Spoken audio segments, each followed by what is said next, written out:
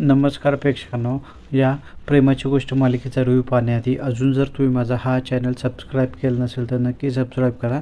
अशाच मालिकेचे नवनवीन व्हिडिओ यापुढे तुम्हाला पाहायला मिळतील। तर प्रेक्षकांनो, प्रेमाची गोष्ट मालिकेत आता तुम्हाला पाहायला मिळेल की हा सागर मुक्ताच्या प्रेग्नन्सीसाठी खूप प्रयत्न करतो आणि त्याच्या मित्राला फोन केल्यानंतर त्याला समजतं की थोडे का होईना चान्सेस आहेत हिचे प्रेग्नंट होण्यासाठी आणि मग तो त्याच नेहाकडे नेकला तिकडे सगळ्या चौकशीसाठी रिपोर्ट्स मुक्ताचे जे काही जुने आहेत ते घेऊन जातो आणि ते घेऊन आल्यानंतर त्याला पॉझिटिव्ह न्यूज भेटते आणि तो गाडीत बोलतो सुद्धा की मुक्ता थोडेसे चान्सेस आहेत पण तुम्ही आई होऊ शकता आणि तुम्ही आमच्यासाठी एवढं सगळं करता, बरंच काही केले परंतु तुमच्यासाठी मला काही करता आलं नाही, पण जगातलं सगळ्यात मोठं सुख आणि सगळ्या सुखसुविधा तुला द्यायच्यात असं तो मनातल्या मनात बोलताना दिसतो आणि या ठिकाणी खूप खुश होताना दिसते। इथे दुसरीकडे दिवाळीची सुरुवात झालेली असते, वसुवारस असतो आणि ही मुक्ता इथे रांगोळी काढताना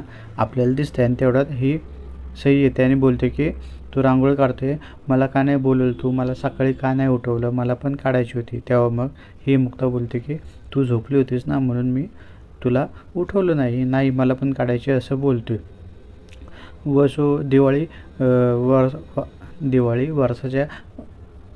दिवाळी वासराच्या बारशामुळे होते ना चालू असं बोलते। तेव्हा ती बोलते नाही, वसुवारस म्हणतात त्याला। आई आणि मुलाचं कसं घट्ट नातं होतं तसंच त्यांचं नातं असतं आणि ते एक सुखी असते आणि बरंच या ठिकाणी मुक्ता समजून सांगताना दिवाळीच्या सणाविषयी या सईला बोलताना दिसते। यानंतर धन्वंतरी जी आहे त्याविषयी सुद्धा सांगते। तेव्हा पैसा ना, तेव्हा नाही, तेव्हा लक्ष्मी आहे आणि ते डॉक्टरांसाठी वगैरे काहीतरी अजून ती या ठिकाणी मुक्ता या सईला बोलताना दिसते आणि दिवाळीचं जे काही महत्त्व आहे आणि का साजरं करतं याविषयी ती सगळी सईला सांगताना दिसते आणि सईसुद्धा या सगळ्या गोष्टी ऐकत या ठिकाणी आपल्याला दिसते। यानंतर दिवाळीच्या अजून बाकी काही महत्त्वाचे जे दिवस असतात त्याविषयी ही मुक्ता या सईला समजून सांगते आणि बोलते की नरक चतुर्दशी म्हणजेच श्रीकृष्णाने नरकासुर या राक्षसाला मारले होते आणि खूप मुलींचे जीवसुद्धा वाचले होते, म्हणून आपण त्या गोष्टी सेलिब्रेट करतो। आणि धन्वंतरीचं तुला तर सांगितलं आहे, लक्ष्मीची म्हणजेच धनाची पूजा करायची आणि यापुढे मग येतं लक्ष्मीपूजन आणि लक्ष्मीपूजनविषयी तर तुला काही वेगळं सांगायची गरज नाही आहे, तुला याविषयी सगळंच माहिती आहे। आणि यानंतर पुढे येतं पाडवा आणि पाडवा पण तुला माहीत असेल तेव्हा ते बोलते हो आज पाडवा आहे।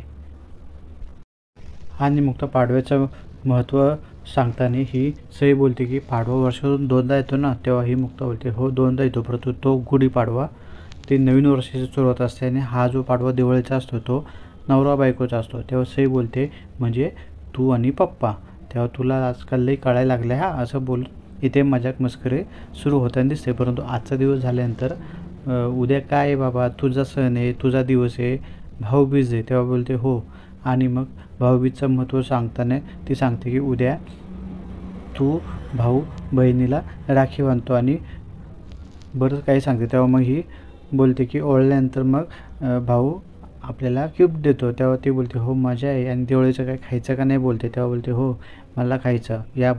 हे सगळं बोलून इथे संभाषण संपलेलं आहे आणि दोघे आपल्या कामासाठी जाताना आपल्याला दिसत आहेत। आणि इथे रूममध्ये आल्यानंतर आदित्य विचार करत असतो की उद्या भाऊबीज आहे, मग भाऊबीजला नक्की सईला काहीतरी गिफ्ट द्यायला हवं, काय देऊ। तेवढ्यात मुक्ता येते आणि मग काय चाललंय आधी तुझं, तेव्हा ते बोलते की उद्या भाऊबीज आहे आणि मला सईला खूप छान गिफ्ट घ्यायचं आहे आणि त्याने पैसे जे जमवलेले आहे त्याचा डब्बासुद्धा त्याच्या हातात असतो आणि तो तिला विचारतो काय गिफ्ट घेऊ की तिला खूप आवडेल।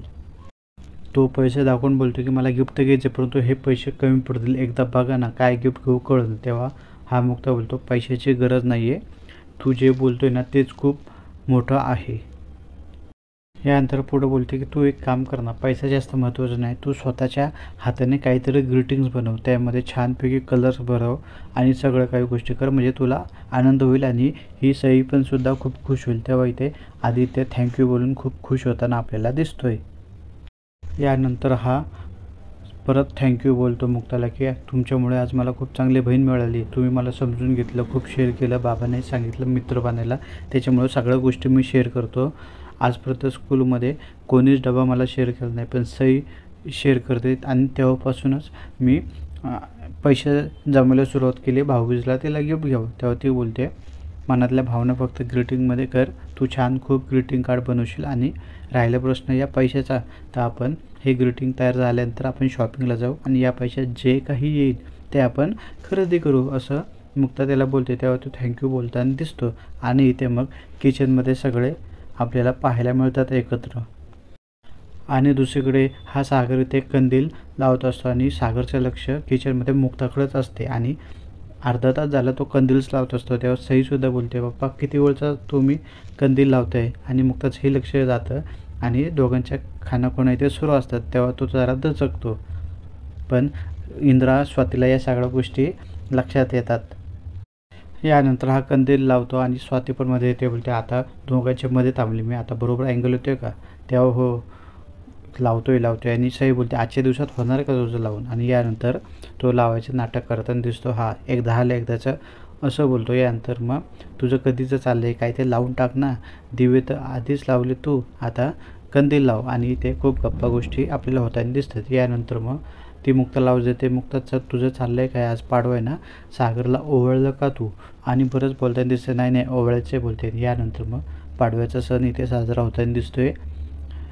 ही मुक्ता या सागरला ओवळताना दिसते आणि सागरने खूप स्पेशल गिफ्ट आणलेलं असतं ते बेडरूममध्ये गेल्यानंतर हा सागर तिला देताना आपल्याला दिसतोय. यानंतर हा सागर मुक्ताला डोळे झाकायला सांगतो आणि मुक्ता डोळे झाकते आणि एक खूप छानपैकी नेकलेस हार या सागरने आणलेला असतो आणि तो गळ्यात घालतो आणि मुक्ताला बोलतो की तुम्ही या घरात आल्यापासून सगळ्यांशी खूप प्रेमाने वागलाय, चांगलं वागलाय, प्रत्येकाला आपल्याचं करून घेतलं, त्याच्यामुळे तुम्हाला स्पेशल गिफ्ट तर पाहिजेच. आणि इथे सागर तो नेकलेस तिच्या गळ्यात घालताना दिसतो आणि इथे मग या दोघांचं रोमॅन्टिक बोलणं सुरू होताना दिसतं. मुक्ता बोलते या सगळ्यांची गरज काय, तेव्हा तो बोलतो की हा गरज आहे. आणि या सगळ्यांच्या रोमॅन्समध्ये चुकून साडीवर या सागरचा पाय पडतो आणि थोडीशी तिचा पदर निघतो. तेव्हा मग काय चाललं एवढं तासभर झालं मी चांगली छानपैकी साडी हे केली होती आणि तुम्ही असं काय केलं. आणि यानंतर ठीक आहे मी नीट करतो असं बोलतो. आणि इथे दोघांचेही रोमॅन्टिक क्षण सुरू होताना दिसत आहेत. आणि हे सगळं सुरू होत असताना तेवढ्यात इंद्राचा आवाज येतो की मुक्ता. तेवढ्यात मग ही मुक्ता बाहेर जाताना आपल्याला दिसते. यानंतर सागर मुक्ताला माझं गिफ्ट कुठे ते बोलतात, पण ते न सांगताच ती बाहेर जाताना दिसते. बाहेर गेल्यानंतर सगळ्यांचं लक्ष मुक्ताच्या गळ्याकडे जाते. तेव्हा ती बोलते की हे सागरने घेतले, अरे वा खूप छान घेतले, ओळायच्या आधीच घेतलं काय. आणि ते सावनीचं तोंड पाडताना आपल्याला दिसते आणि खूप छानपैकी गप्पा सुरू होत असताना इथे आदित्य आणि सागर येतो. आदित्य आणि सईसुद्धा येते. बटाट्याची भाजी वगैरे केले, बटाटे केलेत, खाणार ना तुम्ही. तेव्हा ते बोलतात नाही आज दिवाळी आम्हाला ते नको, आमच्यासाठी स्पेशल पास्ता कर ना. तेव्हा मुक्ता हो बोलताना या ठिकाणी आपल्याला दिसते त्याआधी आपण ओवाळून घेऊया असं बोलते. आणि यानंतर मग सगळेजण इथे पाडव्याचा सण साजरा करायला येतात आणि एकमेकांना ओवाळताना दिसत आहेत. यानंतर ही सावनीसुद्धा बोलते ओवाळायचं, परंतु इंद्रा बिलकुल नाही बोलते, बिलकुल ओवाळायचं नाही. आणि हे सगळं झाल्यानंतर ही किचनमध्ये मुक्ता काम करत असताना सावनी मुद्दाम इथे गॅसचं जे काही असतं बटन ते ऑन करते, चालूच ठेवते जेणेकरून आग लागावी. आणि होतंसुद्धा तसंच. मुक्ताचा पदर त्या आगीत जळताना या ठिकाणी आपल्याला दिसतोय. आणि या ठिकाणी सावली येण्याचं नाटक करते आणि ती आग विझवताना दिसते आणि तिचा हात या ठिकाणी भाजताना सुद्धा आपल्याला दिसतोय.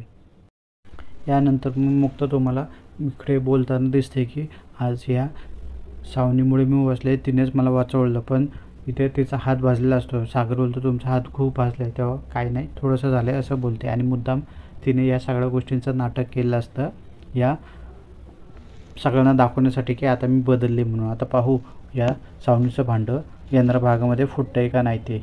धन्यवाद.